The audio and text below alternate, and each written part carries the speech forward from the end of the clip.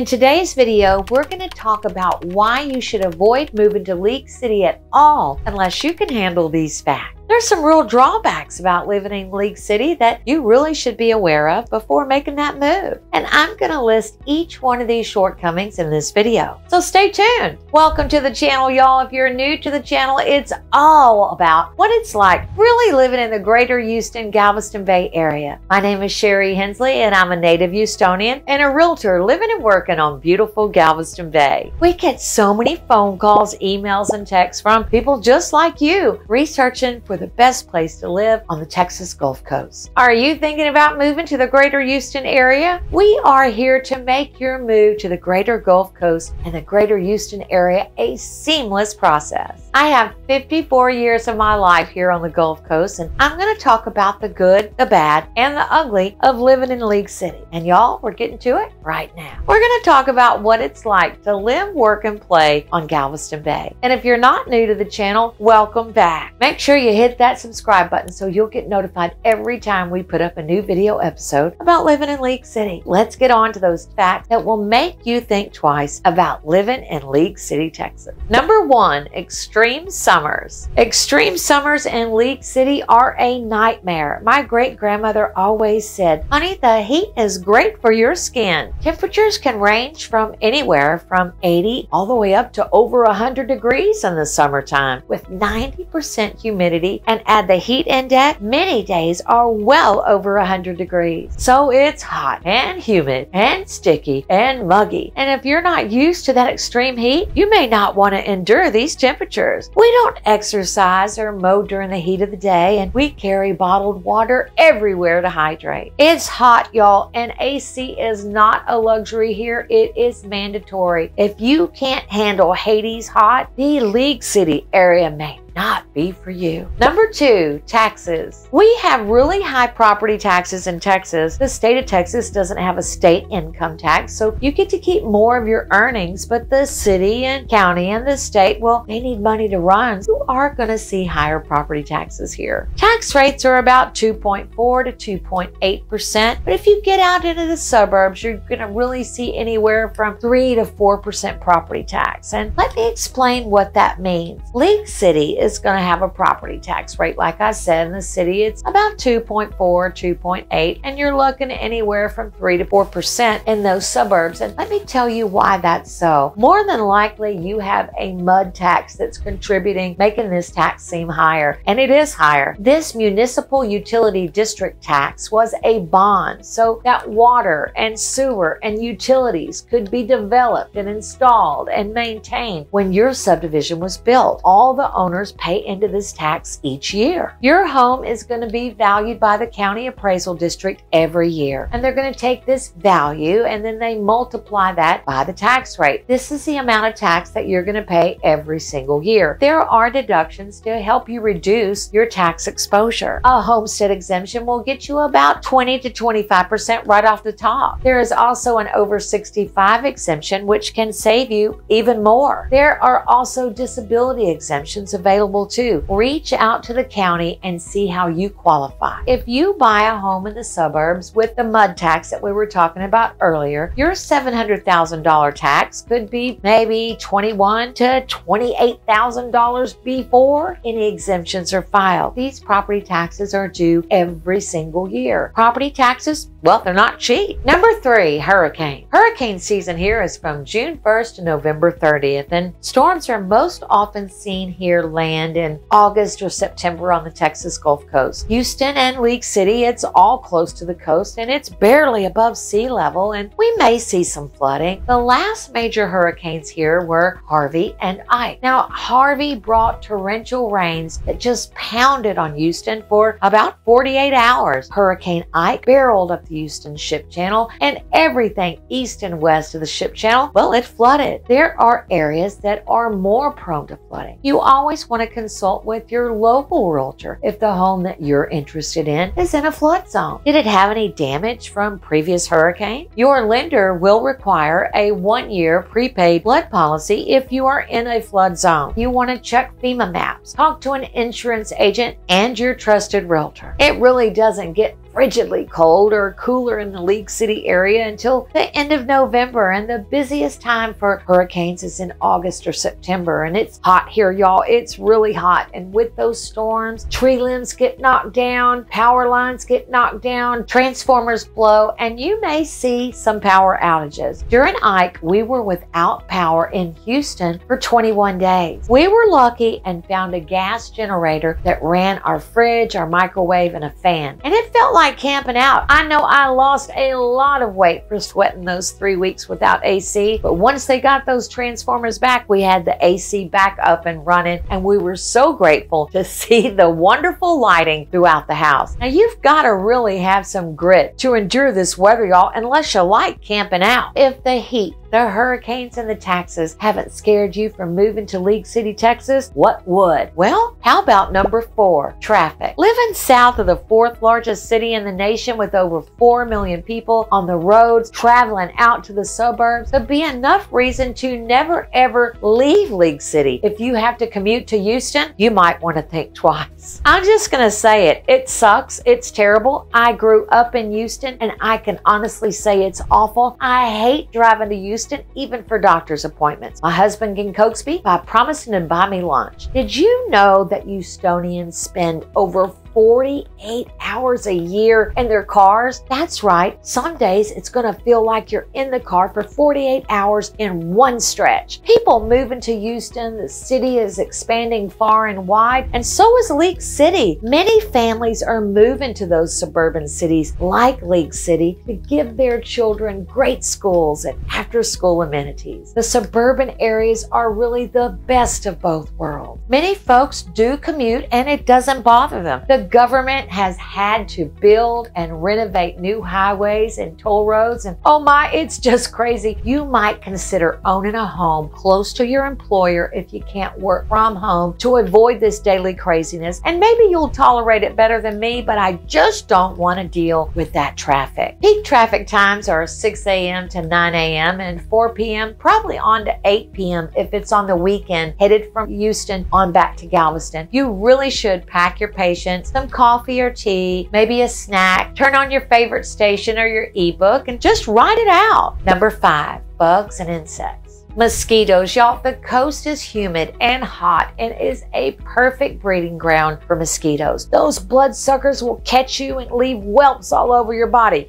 Well, they do mine anyway. I keep the Skin So Soft and any other insect repellent ready at all times. Word to the wise, y'all, don't leave standing water anywhere around your home. I want you to turn over the flower pots and the trash cans, anything that will hold water. Just turn it upside down. This is a breeding ground for those bloodsuckers, and we don't want to contribute to their growth. Number 6, cable and internet. We pay about $200 a month for high-speed internet cable in 2 boxes. Now, I must admit I have some premium packages because my husband loves sports and I love to unwind with some of my favorite cable shows. And we both work from home, so high-speed internet is really a must. And a lot of folks are working from home post-COVID. What are you paying for cable and high-speed internet? Comment below. I want to know. Number 7, public transportation. We don't really have adequate citywide transportation in League Cities. A car is really a necessity. If you don't want to drive into Houston, you could use the park and ride. And these lots are strategically placed in the suburbs near the major freeways, which provides a bus service at peak times for commuters. You just park your vehicle there, leave it in the lot all day, let somebody drive you to and from work. You get out and you're almost home. It is a great option to read and really let somebody else do the driving if you live in the suburbs. Another option is HOV lanes, and this is my personal favorite. This is great to get in and out of town in a hurry. This is a caveat. You've got to have 2 or more commuters to enjoy this toll lane of sorts, and it's not cheap. I know I've said this several times before. League City is a car-dependent city. We love our cars and trucks here and the freedom to move about as we please, when we please. On that note, with everything being bigger in Texas, Houston has a few toll roads roads to get you around for a fee. The Hardy Toll Road, the Beltway 8, the Grand Parkway that we talked about earlier on another video, Fort Bend Tollway, and the West Park Tollway. Houston is so spread out with so many suburbs that they've had to build more freeways and highways just to get us around easily in town and out to these suburban areas. Toll fees are used to pay for the toll roads and not our tax dollars. If you use it, you pay for it. If you don't use it, you don't pay for it. Some folks pay at the toll booth as they use it, or like me, you can get an easy tag pass on all your vehicles, which is just that. The tag is attached to your windshield and you pass through the toll booth easily without ever having to stop or roll down your window. They have these toll booths stretched out all along these toll roads. Each section costs somewhere between $1.50 to $2.50, and if you're going from the south part of Houston around to the north part of Houston, you could really rack up $10 or more each way. So it's really not cheap, but super convenient. The toll authority keeps a credit card on file when you have this Easy Pass, and when you've depleted your account, I think it's like $40, you'll see that they'll replenish that $40. You're going to see toll roads in other cities like this, like Austin. It's pretty much inevitable that if you're traveling in the suburbs, you will eventually run into a toll road in Texas. And don't even think you can get away with riding that tollway free either. They will hunt you down and make you pay those fees. Seriously, y'all, they take pictures of the cars as they pass through the toll booth. They've got your license plate number and your vehicle. They're going to send you out a statement to pay. Do the right thing, get that pass, and enjoy the convenience of our toll roads. I hope you've gotten some value out of this video, and if you did, smash that subscribe button, click that little bell, reach out to us, let us know how we can get the ball rolling for your new home ownership. I look forward to seeing you on the next one.